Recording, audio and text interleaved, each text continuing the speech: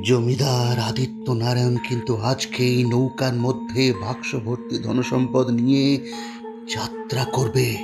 কি করতে হবে মনে আছে তো? বাবু, এইসব খারাপ কাজ আমাদের দ্বারা হবে না। আমরা জমিদার বাবু নুন খেয়েছি, বেইমানি করতে পারবো নি। আবার সেই এক কথা। আরে তোমাদের জমিদার বাবু তোমাদের কি দেয়? 2 বেলার খাবার আর সামান্য বেতন। ইচ্ছে করে না একটা দারুণ জীবনযাপন করতে, পরিবারকে টাকা পয়সায় মুড়িয়ে দিতে? সেই টাকা আমরা তোমাদেরকে দেব। কিন্তু বাবু, আমাদের কি করতে হবে?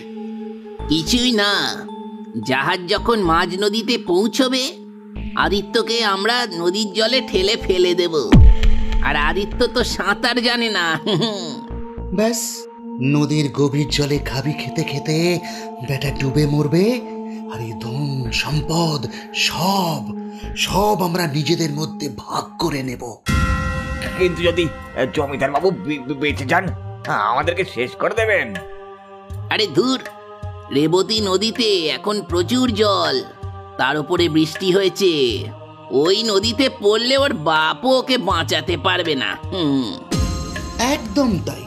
তোমরা শুধু আমাদের আদেশ মতো কাজ করবে, ব্যাস, কেল্লা ফাতে। বীরপুরের জমিদার আদিত্য নারায়ণের বিরুদ্ধে এইরকমই একটা পরিকল্পনা করেছিল তার 2 কাছের বন্ধু বিষ্ণু আর ভোলা। খুব অল্প বয়সে পিতা সূর্যনারায়ণ নিরুদ্দেশ হয়ে যেতেই বীরপুরের জমিদার হিসেবে দায়িত্ব সামলেছিল আদিত্য। দিলখোলা ও সৎ স্বভাবের আদিত্যর পেছনে তার বিরুদ্ধে যে এই রকম একটা ষড়যন্ত্র করা হচ্ছে তা সে ঘুণাক্ষরেও টের পায়নি।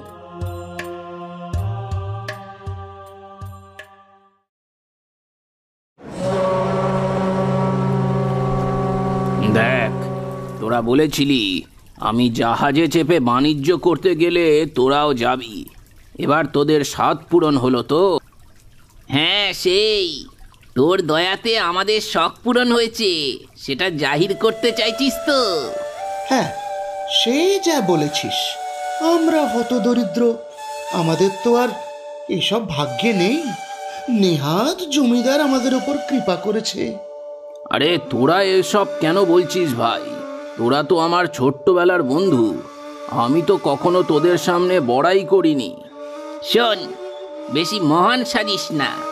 আমরা ভালো করেই জানি তুই মুখেই আমাদের বন্ধু বন্ধু বলিস, কোনোদিন তো আমাদের কানাকড়িও দিসনি ভাই। সেই ছোট থেকে আমাদের সাথে খেলতিস, হঠাৎ করে তোর বাবা নিরুদ্দেশ হতেই জমিদার হয়ে গেলি। হ্যাঁ, কি কপাল! বিষ্ণু, ভোলা, তোদের হঠাৎ কি হলো রে? আজ অব্দি কোনোদিন তো বুঝিনি তোরা আমায় এতটা হিংসে করিস। হ্যাঁ, করি করি, খুব খুব হিংসে করি। এতটা হিংসে যে মাঝে মাঝে মনে হয় তোকে মেরে তোর সম্পত্তি ছিনিয়ে নি। কি, আমি তোদের এতদিন এত কাছের বন্ধু ভেবে এসেছি, তোদের সাথে ভেদাভেদ করিনি, আর তোদের মনে এই ছিল?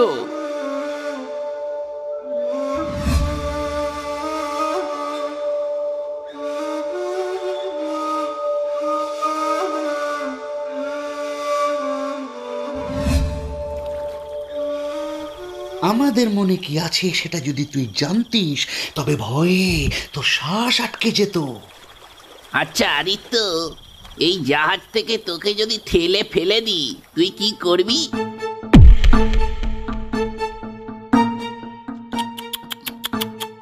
এ বাবা, তুই তো সাঁতারও জানিস না। মানে মানে তোরা আমার ক্ষতি করতে চাইছিস? পারবি না, আমার সাথে পেয়াদারা আছে।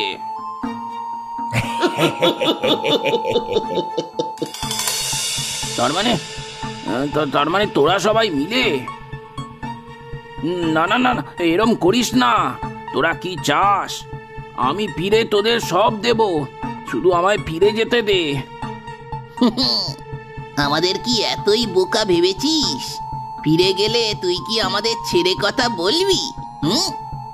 অনেক সুখ ভোগ করলি জীবনে, এবার পরকালে ভোগ করিস। না না না না না, আমায় মারিস না, দয়া করে এরকম করিস না। ভোলা আর বিষ্ণু উল্লসিত হয়ে যেই আদিত্যকে ঠেলা মারতে যাবে অমনি ঘটে গেল এক অলৌকিক ঘটনা। মাঝ নদীতে একটা ঘূর্ণির মতো তৈরি হলো। নিমেষে সেই ঘূর্ণি থেকে একটা হাত বেরিয়ে এলো।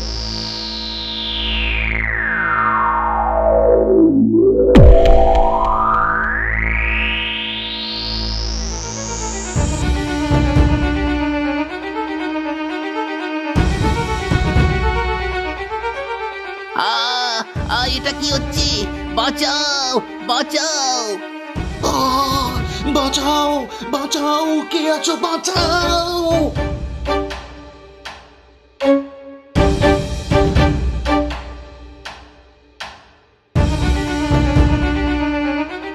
নদীর মধ্যে টেনে নিয়ে গেল বিষ্ণু, ভোলা সহ সব ষড়যন্ত্রকারীদেরকে।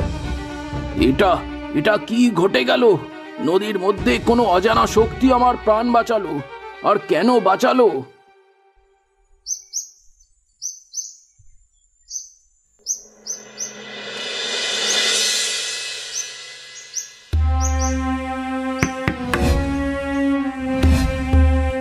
জমিদার বাবু, জমিদার বাবু, সব বন্যাস হয়ে গেছে। গ্রামের লোকজন খুব ক্ষেপে উঠেছে আর জমিদার বাড়ির সামনে ভিড় জমিয়েছে। ক্ষেপে উঠেছে? কিন্তু কেন? ভোলা আর বিষ্ণুর সাথে তো আমি কিছুই করিনি। কিন্তু সেসব ওদেরকে কে বোঝাবে? আপনি একটু বাইরে আসুন।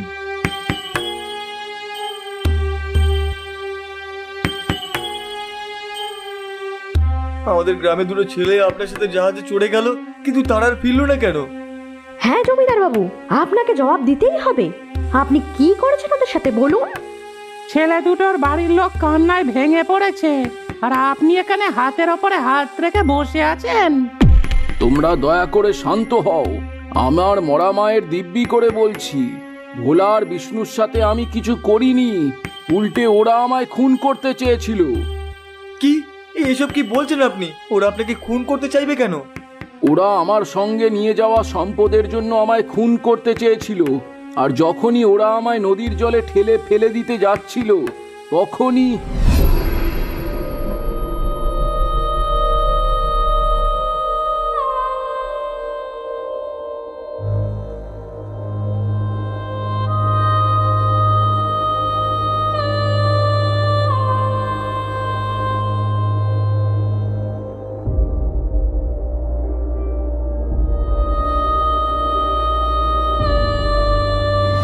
আমি জানি না, আমি সত্যিই জানি না ওই পবিত্র নদী কেন আমার প্রাণ বাঁচালো। তারপর থেকে আমি অনেক ভেবেছি, কিন্তু সঠিক উত্তর পাইনি। আদিত্যর বলা কথাগুলো সারা গ্রামে যেন দাবানলের মতো ছড়িয়ে পড়ল। সকলে এই নিয়ে আলোচনা শুরু করলো, কিন্তু এর সম্পর্কে কেউই কিছু বলতে পারল না।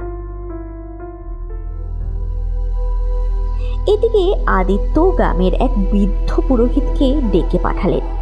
আপনি তো সবটাই শুনেছেন পুরোহিত মশাই। হ্যাঁ, আমি সবই শুনেছি বাবা। আপনি এই গ্রামে আছেন বহু বছর হয়ে গেছে, তাই ভাবলাম এই বিষয়ে আপনি যদি কিছু আলোকপাত করতে পারেন। দেখো বাবা, এই গ্রামে আমার 3 পুরুষ বাস করেছে। আমারও বয়স 3-20 হলো, কিন্তু কসমিন কালেও এইরকম কাণ্ড তো শুনিনি। এদিকে আমি তো এই বিষয়ে ভেবে ভেবে পাগল হয়ে যাচ্ছি পুরোহিত মশাই। ওই নদীতে কি এমন শক্তি রয়েছে যা আমার প্রাণ রক্ষা করলো? এই ব্যাপারে আমি সত্যি তোমাকে কোনো সাহায্য করতে পারবো না। হয়তো এমন কেউ থাকলেও থাকতে পারে যে এ বিষয়ে আলোকপাত করতে পারবে। কি বলছেন পুরোহিত মশাই? ঠিকই বলছি বাবা। তুমি বরং গ্রামে একটা ঘোষণা করে দাও যে ওই নদীতে ঘটা অলৌকিক কাণ্ডর ব্যাপারে যে কিছু জানাতে পারবে তাকে পুরস্কৃত করা হবে। বৃদ্ধ পুরোহিতের কথা মতো সারা গ্রামে ঘোষণা করে দেওয়া হলো, কিন্তু 3 দিন কেটে গেলেও কেউ এলো না। এদিকে জমিদার আদিত্য খুবই হতাশ হয়ে পড়েছিলেন।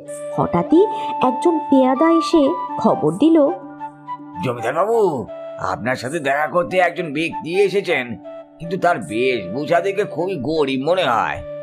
গরিব বড়লোক যেই এসেছে তাকে গিয়ে বলে দে আমি দেখা করতে পারবো না।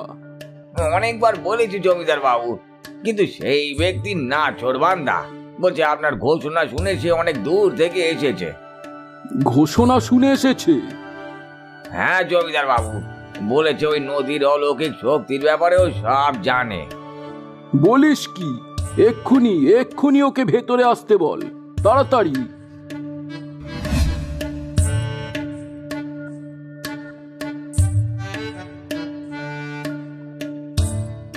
নাম জমিদার বাবু, আপনি আমাকে চিনবেন না, কিন্তু আমি আপনাকে চিনি। আপনার ঘোষণা শুনে আমি এসেছি। তুমি পেয়াদাকে বলেছ তুমি ওই নদীর অলৌকিক ঘটনার ব্যাপারে জানো? তা কি জানো তুমি আমায় খুলে বলো তো। জমিদার বাবু, আমি যে কথাগুলো আপনাকে আজকে বলবো সেই কথাগুলো আমি আগে কখনো কাউকে বলিনি। ভনিতা না করে আমায় সবকিছু খুলে বলো। জমিদার বাবু, আপনি জানেন তো আপনার বাবার সময় একবার জমিদার বাড়িতে ডাকাত পড়েছিল? হ্যাঁ জানি, আর তারপরেই তো আমার বাবা নিরুদ্দেশ হয়ে গেছিল। কিন্তু হঠাৎ এই কথা বলছো কেন তুমি? এর সঙ্গে নদীর ঘটনার কি সম্পর্ক? গভীর সম্পর্ক জমিদার বাবু। যে ডাকাত দল জমিদার বাড়িতে ডাকাতি করেছিল সেই দলের একজন সদস্য ছিলাম আমি। কি, তুমি একজন ডাকাত? হ্যাঁ, সে আজ থেকে প্রায় 20 বছর আগেকার ঘটনা। আমি একজন ডাকাত দলের সদস্য ছিলাম। বহু লোকের সঞ্চিত কষ্টের ধন লুটে নিয়েছিলাম আমরা সকলে মিলে। হঠাৎই একবার পরিকল্পনা হলো জমিদার বাড়িতে ডাকাতি করার। অমাবস্যার এক অন্ধকার রাতে জমিদার বাড়িতে হামলা করলাম আমরা।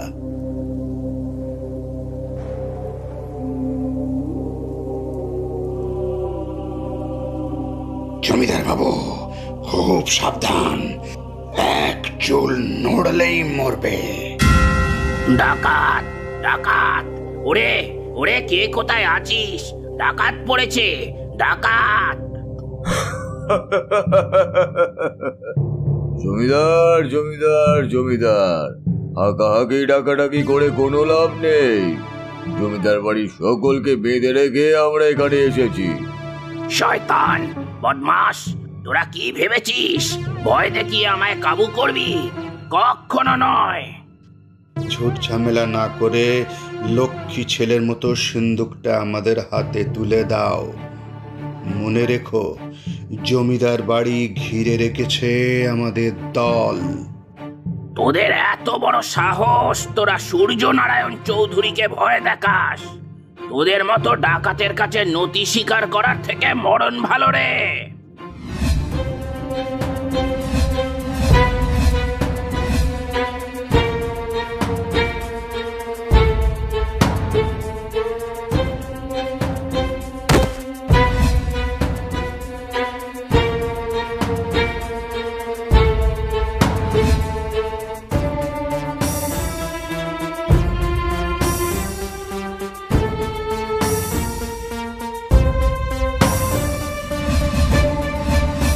খবরদার জমিদার, আমরা চারদিক দিয়ে ঘিরে ধরেছি তোমায়, পালানোর চেষ্টা করো না।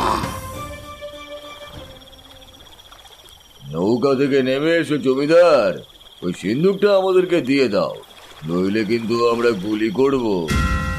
এই, কি বলছিস? কি গুলি চালানোর কথা তো ছিল না।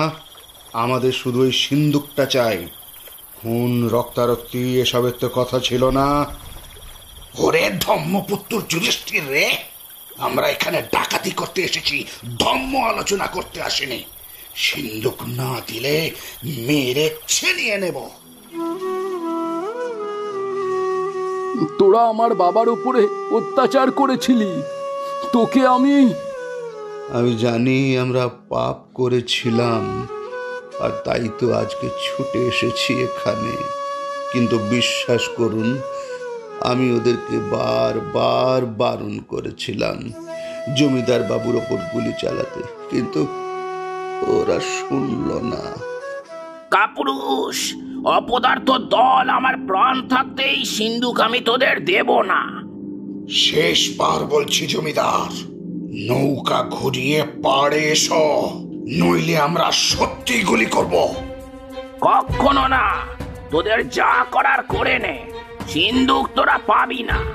বাবুরা মানে ছিনিয়ে নেব, দেখ এই নে।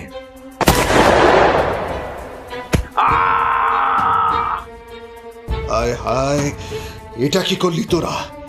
জমিদার বাবুর হাতে যে গুলি লেগেছে। আমি বলছি এবার পালা।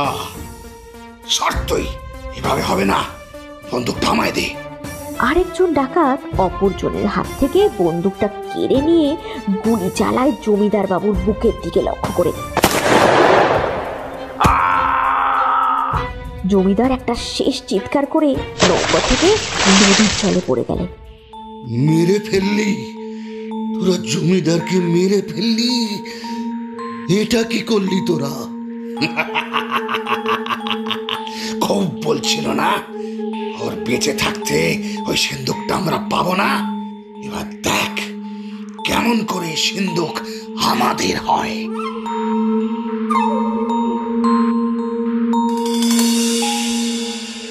না না, এখন আর যাস না, ওই দেখ সূর্য উঠলো বলে। এখনই বলাতে হবে, নইলে ধরা পড়ে যাব।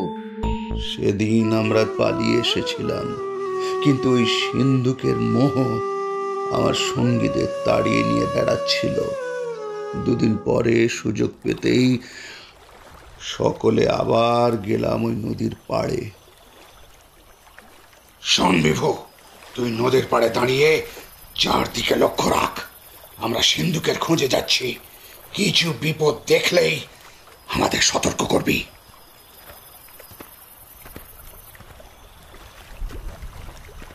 ওরা নদীর দিকে চলে গেল, কিন্তু কিছুক্ষণের মধ্যেই শুনতে পেলাম ওদের চিৎকার।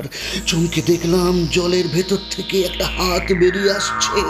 সেটা যেন শূন্যে তুলে আছাড় মারল দুজন সঙ্গীকে, আর কোন অশরীরী শক্তি যেন ওদের নিয়ে তলিয়ে গেল নদীর জলের মধ্যে। সেদিন আমি উদ্ধশ্বাসে পালিয়ে এসেছিলাম ওখান থেকে, কিন্তু আর কখনো ভুলেও যাইনি নদীর পাড়ে। তার মানে সেদিন বাবা আমার প্রাণ বাঁচিয়েছিল, ওই শয়তানগুলোকে শাস্তি দিয়েছিল। একদমই তাই জমিদার বাবু। আপনার বাবা ওই নদীর বুকে আজও অতৃপ্ত আত্মা হয়ে বাস করছেন। আমরা সকলে জানতাম বাবা ডাকাতের ভয়ে সমস্ত সম্পদ নিয়ে নিরুদ্দেশ হয়ে গেছে, এমনকি মা মৃত্যুর আগে পর্যন্ত এটাই জানতো। আমি জানি আমরা সকলে আপনার অপরাধী। হয়তো কোনোদিন এই মুখ নিয়ে আপনার কাছে আসতাম না,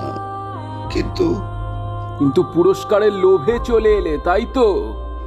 মিথ্যে বলবো না জমিদার বাবু, পুরস্কারের অর্থ পেলে সত্যি হয়তো আমার উপকার হবে, কিন্তু আমি আরো এসেছি আপনার প্রশ্নের উত্তর দেওয়ার জন্য। হয়তো এটা সত্যি তুমি না এলে এত বড় ঘটনা সবার অজানাই থেকে যেত। আমার বাবার মৃত্যু রহস্য চিরকাল রহস্যই থেকে যেত। কদিন আগে যখন আপনার ঘোষণা শুনলাম, নিজেকে আর আটকে রাখতে পারিনি। জানি যা করেছি তার ক্ষমা হয় না, তবুও যদি কিছুটা পাপ লাঘব হয়। আমার আর কাউকে দোষারোপ করার নেই, যা হবার হয়ে গেছে। তুমি যাও, আর যাওয়ার আগে তোমার পুরস্কার নিয়ে যাও। জমিদার বাবু, শেষে একটাই অনুরোধ করব, আপনার বাবার অতৃপ্ত আত্মা ওই নদীতে কষ্ট পাচ্ছে, তাকে মুক্তি দিন, তার শ্রাদ্ধ শান্তির ব্যবস্থা করুন।